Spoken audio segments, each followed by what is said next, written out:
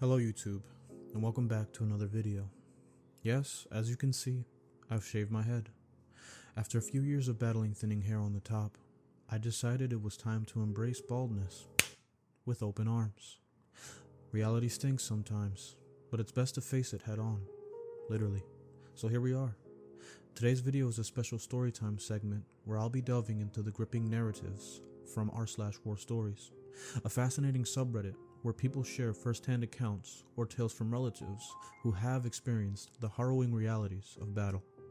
Before we dive in, a quick disclaimer. These entries are from anonymous sources, so I can't verify their authenticity.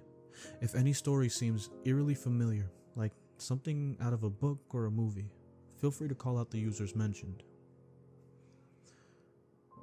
If you enjoyed today's video and want to see more content like this, please consider liking the video, subscribing to the channel, and hitting the bell icon so you never miss an upload. Now let's journey into the untold war stories and uncover the narratives that shape our understanding of conflict and courage. And also, enjoy my beautiful voice acting. There's a few stories in here that have a bit of dialogue that I got the pleasure of, voice acting for. So, enjoy. Entry number 1. Written by a deleted user. I served in Afghanistan, where I was on sentry duty in our 100 meter by 100 meter patrol base, along with 30 infantrymen. I witnessed a boy, around 8 to 9 years old, herding goats when he or one of the goats triggered an IED that had likely been there for some time. At that moment, our patrol sections were on the ground, and due to the limited strength of our unit, we were unable to deploy outside the compound wall. I watched as locals took a long time to respond to the boy, who was no more than 150 meters from me. Eventually, they brought him to our patrol base. Although I was a sniper, I had completed the team medic course, so another guy and I received him at the rear gate. The boy arrived with the remainder of his detached foot in a wheelbarrow. A family member, whom I believed was his father, was visibly distraught as we began doing what we could. The moment I saw him in that wheelbarrow, I knew he wouldn't survive. Having witnessed several blasts on fellow soldiers, I noticed a clear lack of blood in the wheelbarrow, and that the blast heat hadn't caused any significant burning of the wound, which could have stemmed some blood. I did what I could to make the boy's last moments as comfortable as possible. He passed away shortly after the casualty evacuation helicopter had taken off. I've experienced and witnessed a lot during my time in various places around the world, but since becoming a father myself, the pain I saw on the father's face that day has stayed with me. Thank you if you've read this far. Entry number 2. Written by a deleted user. I was a sniper attached to an infantry section on patrol.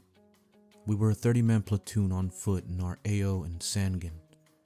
The ambush started with 2 children who had been following us, but at a distance, and then darted away as we came to a junction in the road. Our lead man, referred to as the sandbag in our patrol, noticed this and stopped, immediately followed by the remote detonation of an IED hidden right before the junction. I was around the 4th man in the patrol. I had experienced a couple of close blasts during my times overseas, but this one took the biscuit. Once my balance and hearing had cleared, I could hear the crack of rounds inbound. The dust and debris kicked up made visibility 0.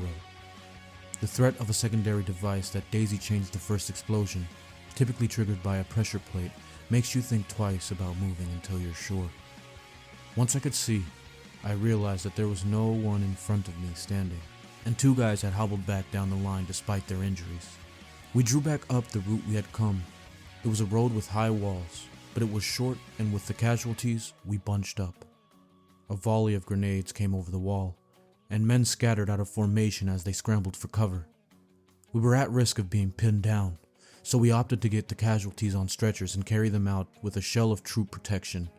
As we made our way forward this proven booby-trapped lane, we were free to move unpinned for a time. As a final insult, the Taliban had chosen a particular spot to pin us with gunfire and attempt with another volley of grenades over the wall. We returned some of our own in reply. We made arrangements for heli extraction of the injured. A Chinook turned up, one of ours, British. After small arms and RPG fire, the Chinook swiftly left. All I can say about the next part is, God bless the Yanks.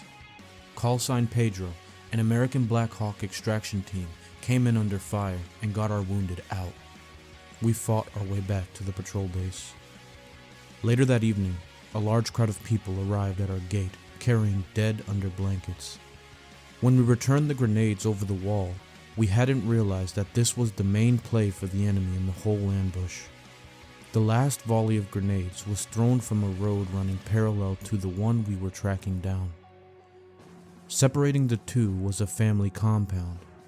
They knew we would likely inflict damage on this community. Being only a few weeks into tour, we hadn't the knowledge we needed to know this wasn't coming straight over the wall from the other side. The mission to win support of the local population was paramount from this point forward. It cost us in blood, time and time again, with some locals helping the Taliban and some sympathetic to our cause. Entry number 3, written by r/Rev Major. One of the short stories from Fallujah 2006. Crash makes Lance Corporal.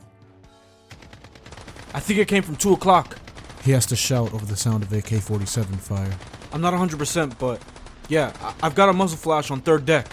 Farthest right window.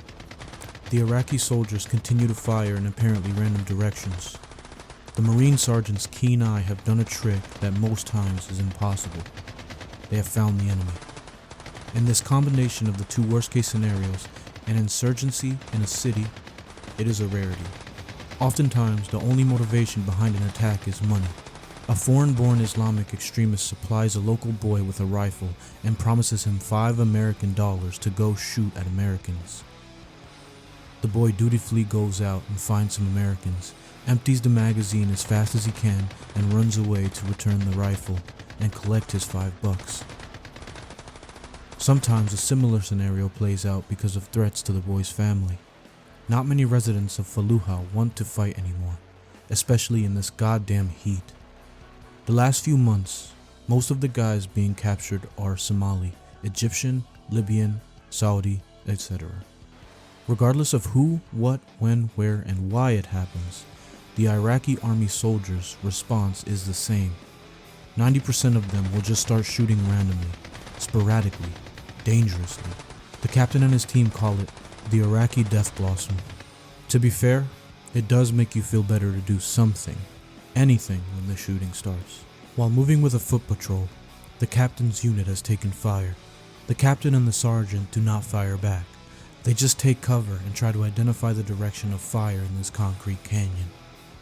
The interpreter does not fire back because he really wants to be a Marine.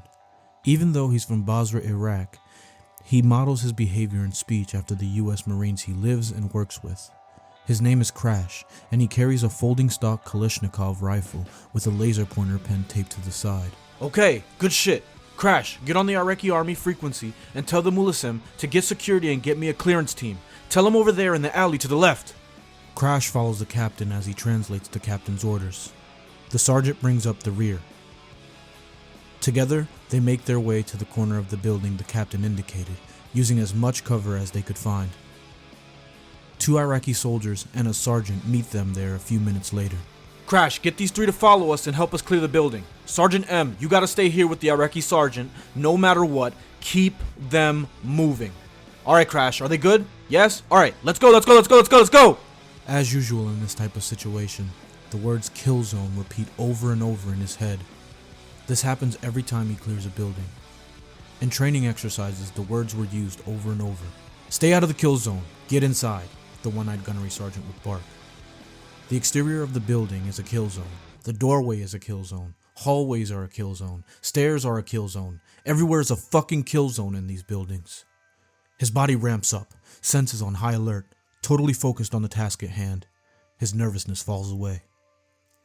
Pausing at the doorway, he tries the latch. The door opens silently.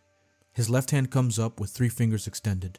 A hand comes down on his shoulder, indicating the man behind him is set. Breathe. Fingers drop in a sequence 3, 2, 1. The rifle's light comes on with a squeeze of the front grip. Front kick the door. Go! Button hook to the left. Weapon sweeps. Left side clear. The building looks to be abandoned. Right side clear. Comes the reply.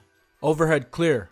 I have a small room and stairs far corner. Stack on me. The captain notices that it is only Crash who has followed him in. There's no time to waste in these situations because speed of movement and unpredictability are slim advantages that must be exploited. He moves to the base of the stairs and raises his left hand again. A hand comes down on his shoulder. Fingers start dropping. 3, 2... Grenade! He shouts and dives back into the first room. Crash lands next to him as the blast of the explosion reaches their ears. As the metal shards are still clattering, the captain is up and running towards the stairs. Someone is there at the top of the flight of stairs. They are either on their way down to check on the results of their grenade, or they are somewhat stunned and blinded. The explosive force has kicked up enough dust to obscure the entire stairwell. This is his best chance. Up the stairs he goes, weapon in his shoulder, and barrel pivoting rapidly up the stairs and back up the next flight. As he turns the corner, a shape appears in the dust cloud. He knows he should see a weapon before he shoots. He sees something that looks like a rifle held sloppily. A shot, and then 2 more ring out. It isn't until he feels his own thumb on the safety lever that he realizes he has fired. No time to stop now. The shape is gone and he steps smoothly and steadily up the stairs. Second floor has 2 doors and a hallway. The dust still hasn't settled yet. The captain pauses with his rifle pointed down the hallway. There's a body sprawled with a rifle at the head of the stairs. There is no response when he grabs the AK-47 and slings it around his body. Set, he calls. Quickly pivoting between the hallway and the rising stairs, he waits. A hand lands on his shoulder and Crash says, set. Together, the 2 of them ascend to the next level. Crash knows this business after a year with the Marines, and they work their way from the top to the bottom. In the top room, they find a small pile of brass. This looks like the room the shots came from. On the second floor, they find the gunman, but nothing else. On the first floor, they find the Marine sergeant. He peeks out of the front window and grumbles. So they didn't come in? The captain asks. Fuck no, sir. I have no idea why. The sergeant almost spits the words out. Crash gets on his radio that is tuned to the Iraqi army station and begins to ask questions in a loud, authoritative voice. After a minute, he launches into an explanation about the wrong IA sergeant coming to the building and the soldiers wanting to wait for their own sergeant. The captain stops listening. His mind is back in Camp Lahoon, thinking about the house-to-house fighting training they received. He remembers being told that one should never assault a building with less than 3 4-man fire teams. Well, he thinks, I guess 1 Marine and a Terp is good enough this time. Well, as long as that Terp is like Crash. On the next trip to Camp Fallujah, the captain goes to the PX and buys some Lance Corporal chevrons. In a small ceremony, reciting the promotion warrant from memory, he promotes Crash the Terp to Honorary Lance Corporal, USMC. He earned it, and upholds the proud tradition many times after that. Footnote: Crash came to the United States in 2009, sponsored by one of the Marines he served with. He became a Marine at age 26 and was stationed in Camp Lahoon at last report. He was a Lance Corporal for the 2nd time.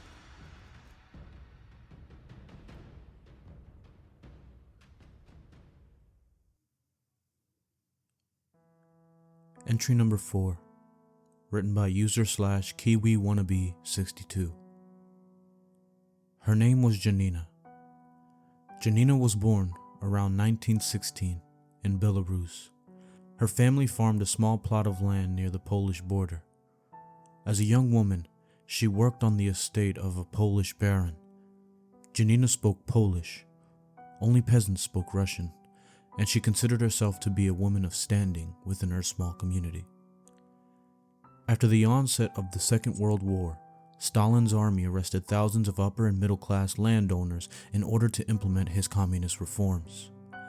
Nina, her parents, and her younger brother quickly found themselves on a train bound for a Siberian work camp.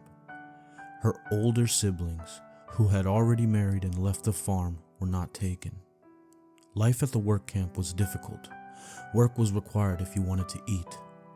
After a few months, they received word that one of Nina's sisters had passed away back in Belarus, and her mother lost the will to live. She did, however, have enough strength to blame Nina for their troubles. If only she hadn't insisted on taking that job in the Baron's household. It wasn't long before Nina had to stop working every day in order to care for her mother. She got very weak very quickly, although little brother Walter shared his bread rations as much as possible.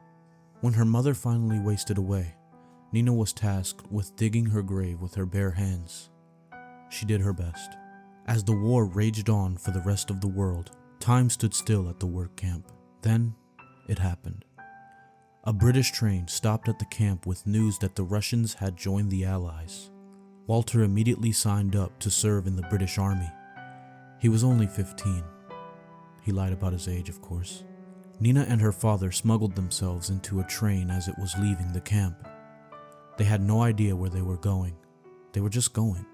At some point along the way, Nina's father got off the train to get water, and she never saw him again. She assumed he didn't make it back to the train in time and froze to death in the snow. After what seemed like an eternity, Nina and Walter found themselves in London, England. No money, no papers, and neither spoke the language.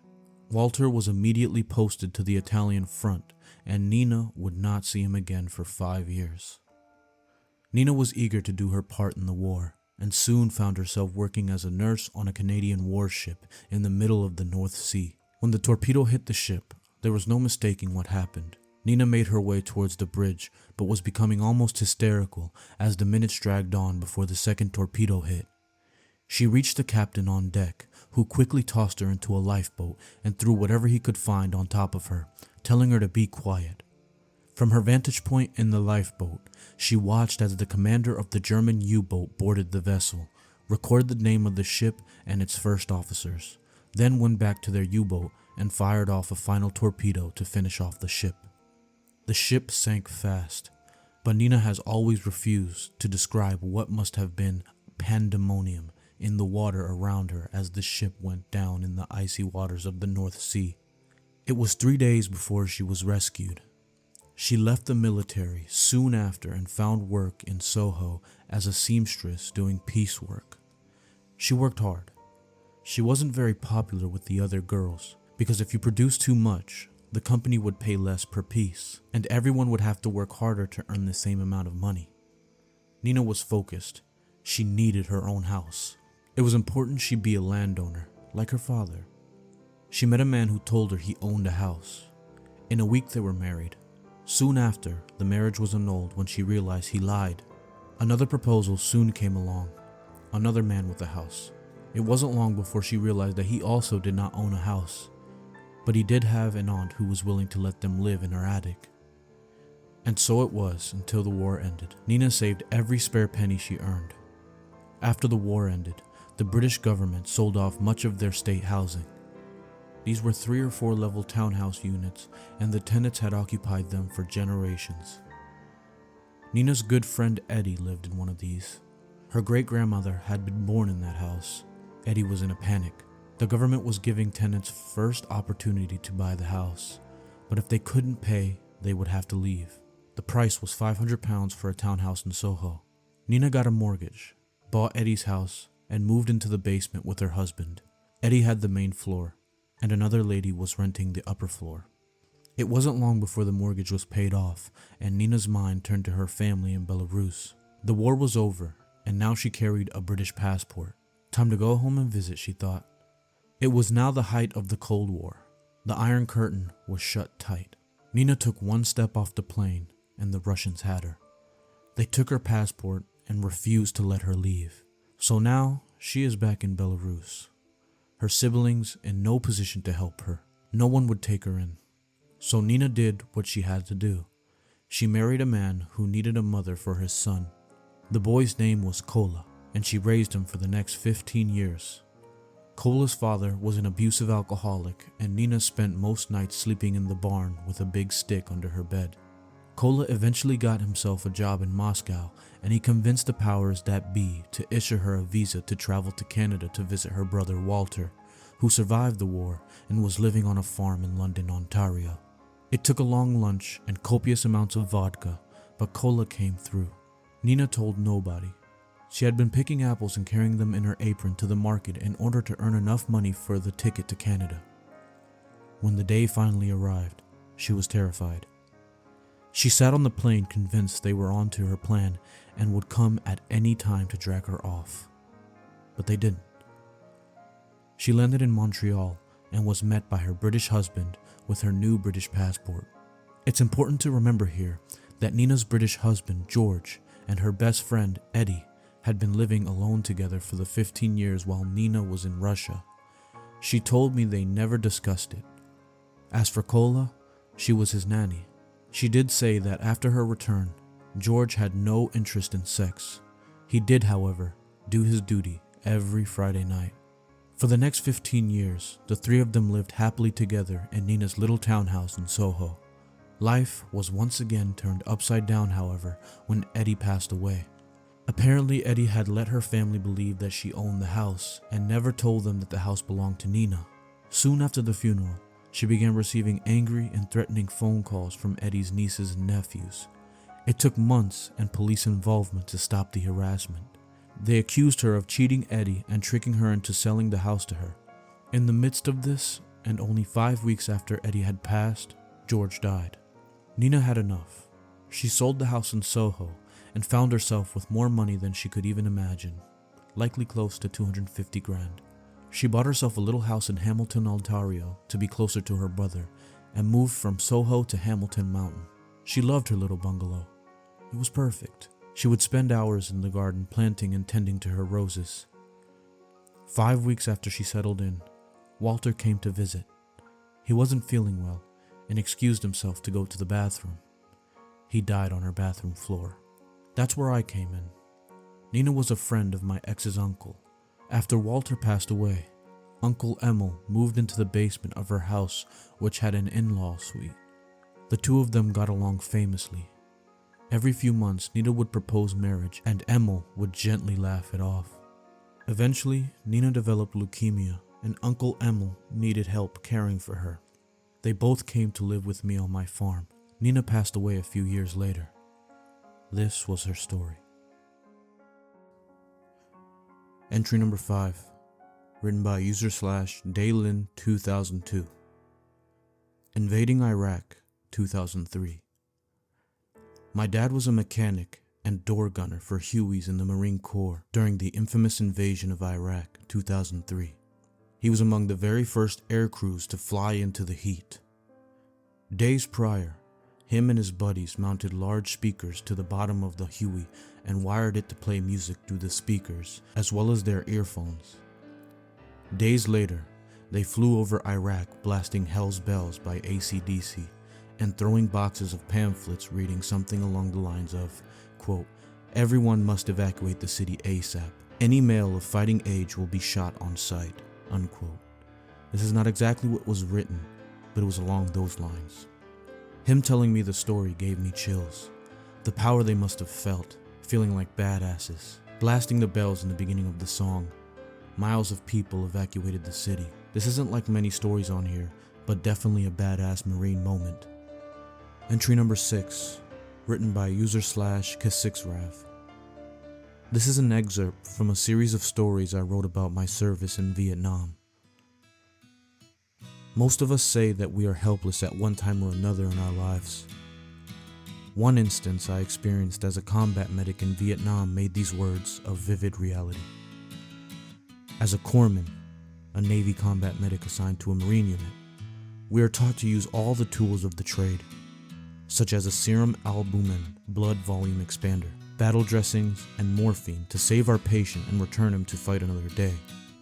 We are taught how to treat for shock, stop bleeding, and splint broken bones. We are taught personal survival, radio procedures, and how to signal a helicopter to a safe place for patient medevac. After all this training, I thought I was prepared for anything. I had just graduated from field med school in Camp Lejeune.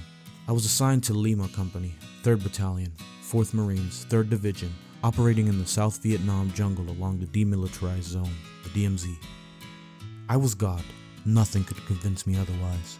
This Marine company was battle-hardened and returning from a week of a rather uneventful patrol during the height of the TET, the Vietnamese New Year. We were about 2 miles from our base camp in an especially wooded area when we were hit by small arms fire from 3 sides. We had 2 choices, neither of which were pleasant. Either stand and fight or go forward deeper into the jungle, which the enemy controlled. A very risky proposition. The decision came by radio to stand and fight.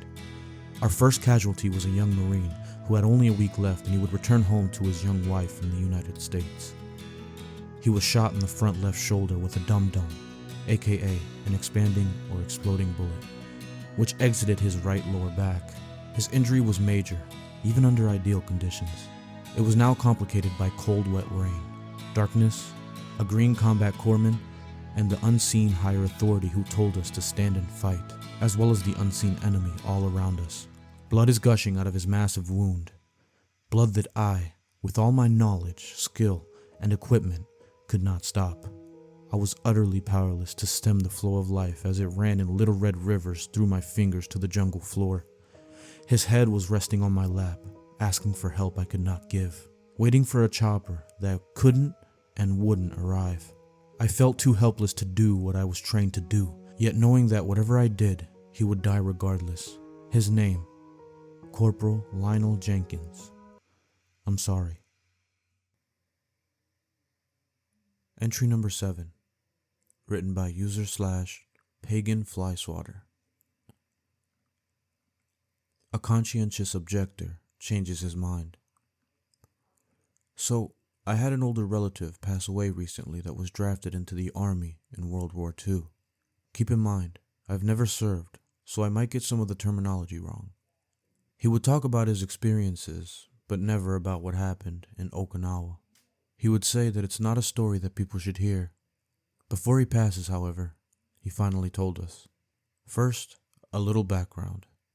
My relative, we'll call him Carl for the purpose of this story, was from a small town and went to a church where it was expected that all men serving in the military were to be conscientious objectors on religious grounds.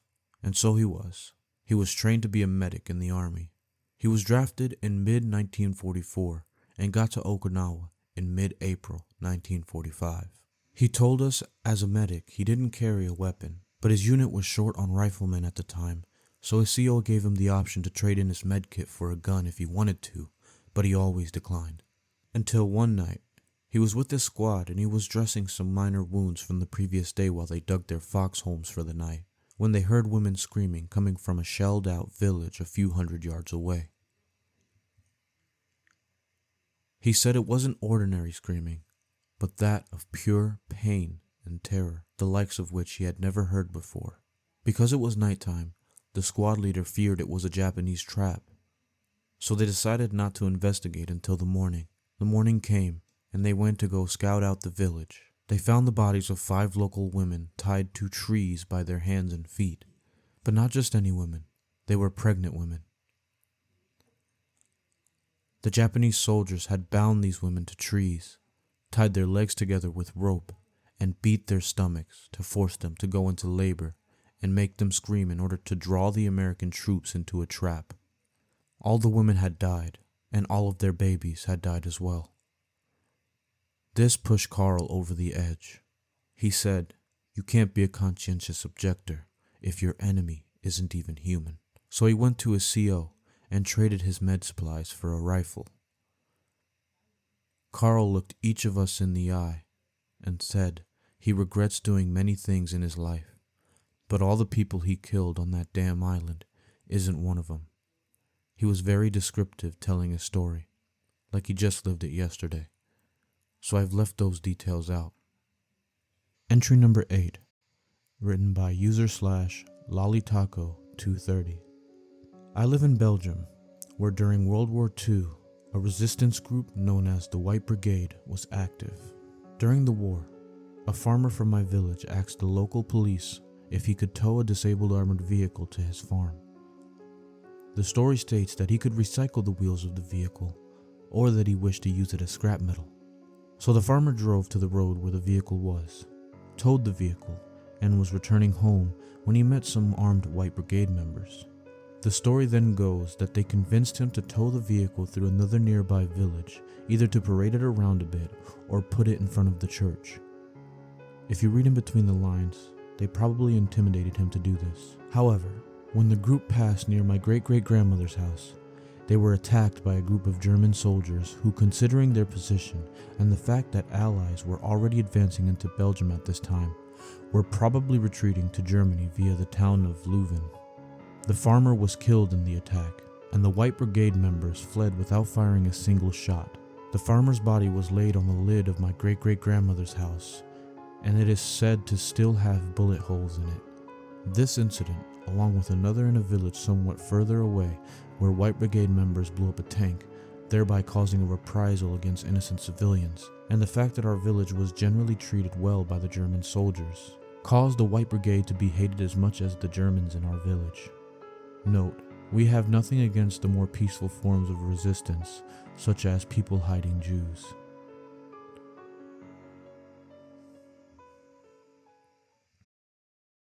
And that is the end of the video. That's a wrap on today's journey through the powerful and poignant world of war stories. From the echoes of valor to the whispers of sacrifice, these tales remind us of the resilience and indomitable spirit of those who faced unimaginable trials. But the story doesn't end here. History lives on in each of us, and it's up to us to keep these memories alive. Share this video to spread the courage and honor of those who have served. Drop a comment below with your thoughts or stories you want to hear next, and let's create a space where every tale of bravery finds a voice. Don't forget to hit that subscribe button and ring the bell to join our community of story lovers. Until next time, stay curious, stay compassionate, and remember, the stories we tell shape the world we live in. Thank you for watching, and have a good night.